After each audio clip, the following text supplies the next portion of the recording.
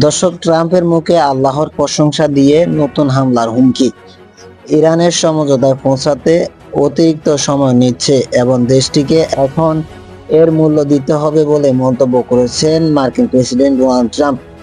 একই সঙ্গে যুক্তরাষ্ট্রের সঙ্গে চুক্তিতে রাজি না হলে ইরানের ফের চালানো হুঁশিয়ারি দিয়েছেন মার্কিন প্রেসিডেন্ট।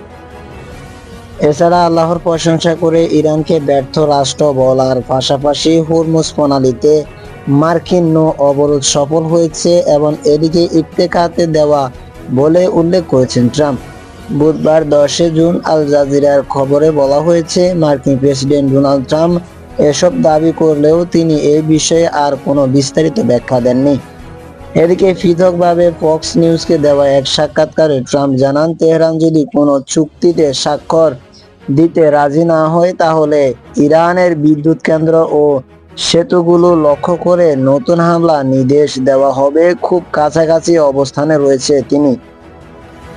অন্যদিকে দক্ষিণ ইরানে মার্কিন সামরিক হামলার জবাবে মধ্যপ্রাচ্য অঞ্চলে থাকা যুক্তরাষ্ট্রের বিভিন্ন সামরিক স্থাপনা ও সামর্থ্য বিশিষ্ট লক্ষ্যবস্তু করে হামলা চালিয়েছে আল জাজিরা। এর ফলে চলমান শান্তি প্রচেষ্টা নতুন সংকটের মুখে পড়েছে। প্রতিবেদন অনুযায়ী জর্ডান, কুয়েত, বাহরাইন অবস্থিত মার্কিন ঘাঁটিগুলোর দিকে ক্ষেপণাস্ত্র ও ড্রোন হামলা চালাচ্ছে ইরান। এই ঘটনাকে সাম্প্রতিক সপ্তাহগুলোতে যুক্তরাষ্ট্র ও ইরানের মধ্যে সবচেয়ে বড় উত্তেজনা বৃদ্ধির ঘটনাগুলো একটি হিসেবে দেখা হচ্ছে।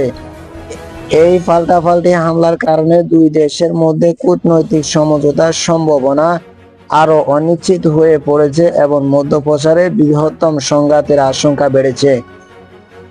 মার্কিন প্রেসিডেন্ট ডোনাল্ড ট্রাম্প দাবি করেন, ইরানের বিরুদ্ধে চলমান নৌ অবরোধ ইতিহাসের সবচেয়ে সফল নৌ অবরোধ।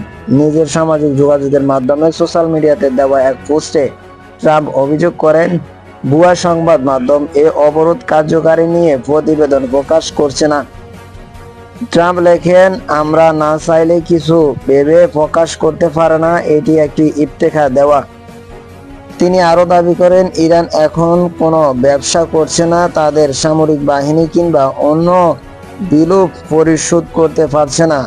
দেশটি দ্রুত একটি ব্যর্থ রাষ্ট্র পরিণত হচ্ছে, অনেক তেল বাইরে যাচ্ছে, আল্লাহর প্রশংসা হোক।